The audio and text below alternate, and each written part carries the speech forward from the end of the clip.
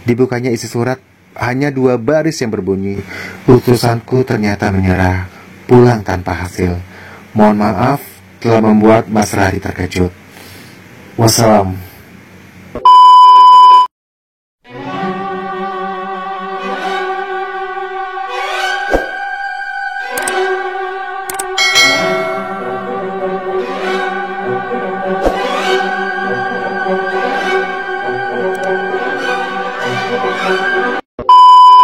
Guys, assalamualaikum warahmatullahi wabarakatuh. Mas bersama Rio Ivana Channel. Untuk kesempatan hari ini ada kisah menarik. Mungkin kisah ini juga bisa terjadi di antara kita semuanya. Oke, tanpa banyak kata, mari kita simak cerita berikut ini. Sebagai pegawai lajang berwajah lumayan, berpendidikan sarjana dan berperangai baik, ia banyak dikenal oleh pegawai lainnya. Beberapa gadis berusaha mendekatinya. Satu di antaranya betul-betul ingin menggait. Ada saja alasan yang diutarakan agar dia bisa berbicara dan bersama berdua saja. Beberapa kali mengajaknya makan siang di kedai tidak jauh dari kantornya, tetapi selalu ditolak dengan halus. Radit menghindari kesan memberi harapan kepadanya, karena memang tidak tertarik. Pada hari ulang tahunnya yang ke-27, yang ia sendiri tidak ingat, sebuah bingkisan berada di dalam laci mejanya. Didapatinya sewaktu dia bersiap-siap hendak pulang. Menjadi pertanyaan hati kecilnya karena tidak tertulis nama pemberi dan tidak ada yang tahu siapa yang menaruhnya. Pada pembungkusnya tertulis pesan yang berbunyi, "Selamat ulang tahun dan harap dibuka." Bingkisan dibawanya pulang tanpa berpikir panjang. Setelah ganti pakaian dan beristirahat sebentar, Radit membuka bingkisan itu. Isinya hanya hiasan dinding terbuat dari kain bersulam tangan dengan motif kembang besar, sekaligus untuk tempat koran baru. Juga tidak didapati identitas pembuatnya, sebagaimana biasanya yang terdapat pada lukisan yang dibuat oleh pelukis terkenal. Langsung saja, Radit menyangkutkan pada paku yang sudah ditancapkan di dinding kamarnya. Sambil rebahan di tempat tidur, Radit membuka koran terbitan pagi yang baru sempat dijamahnya. Dibolak-balik, tidak ada berita yang menarik perhatian Radit. Koran itu ditaruhnya di tempat koran yang baru saja digantung di dinding. Kembali, Radit merebahkan tubuhnya di kasur.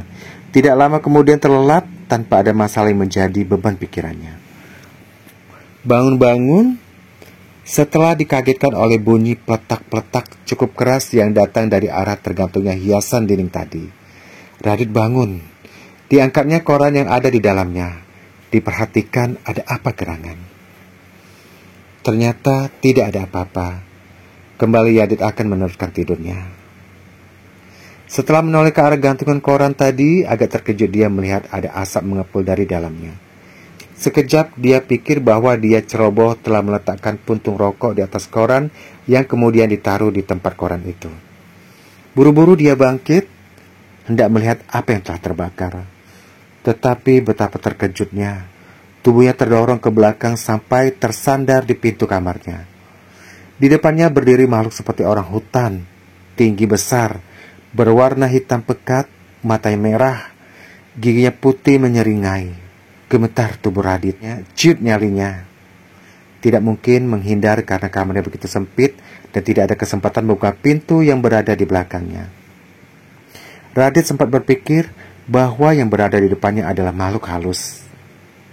Berkat olah batin yang pernah dipelajarinya, dia bisa menguasai dirinya dan berserah diri kepada Allah. Dipejamkan matanya, perasaan dan pikirannya dilepaskannya. Dengan begitu justru dia bisa melihat makin jelas siapa yang dihadapinya. Sewaktu kedua tangan makhluk yang menyeramkan itu diangkat mencengkam leher Radit, mendadak ada kekuatan dari dalam tubuhnya yang menggerakkan secara refleks tangannya untuk menangkis kedua tangan makhluk tadi.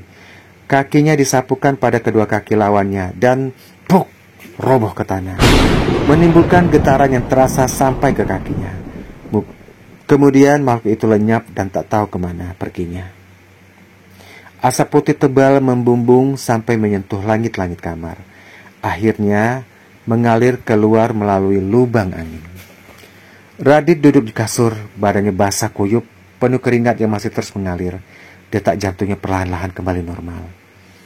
Batinnya terheran-heran atas kejadian tidak pernah terduga dan baru kali ini dialaminya.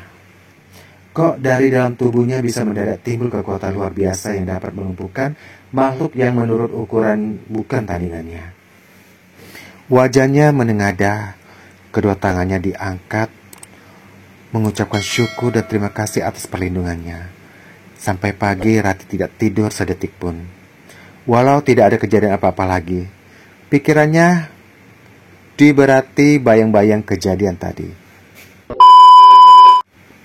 Seperti biasanya pagi-pagi Radit sudah sampai ke kantor, padahal matanya mengantuk berat dan badannya letih lesu. Di atas mejanya didapati sepucuk surat tanpa alamat maupun nama si pengirim. Yang tertulis di sampul surat itu hanya kepada yang terhormat Radit di tempat. Dibukanya isinya tidak banyak, hanya 2 baris yang berbunyi, "Utusanku ternyata menyerah, pulang tanpa hasil. Mohon maaf telah membuat Mas Radit terkejut. Wassalam." Tanda tangannya kecil saja, tanpa nama, tetapi dikenali oleh Radit. Tidak salah duga, yang telah melakukan semua ini ialah gadis dari bagian personalia yang menaksir berat dirinya. Sekarang dia tahu bahwa di balik tutur kata yang selalu lembut dan diiringi senyuman dan menawan, terselip niat menggait dirinya. Bahkan sampai ditempuhnya jalan yang keji, nyaris merenggut jiwanya. Hanya karena perlindungannya, dia terhindar dari malapetaka. Hatinya mendidih, tetapi tidak lama telah surut kembali. Keyakinannya bertambah tebal, hanyalah Tuhan yang Maha Kuasa. Oke guys, itu tadi sekelumit kisah romantika cinta ya, yang dimana masih saja yang namanya santet atau guna-guna masih berjalan. Ini ada pepatah mengatakan cinta ditolak tukun bergerak. Wah, semoga aja ini tidak akan pernah terjadi pada semuanya ya. Dan semoga saja kita bisa dilindungi dari guna-guna atau juga santet atau juga ilmu hitam lainnya. Dan kuncinya kita harus mempertebal iman dan kita harus ingat kepada Yang Maha Kuasa. Oke guys, itu aja cerita kali ini. Lebih dan kurang mohon maaf.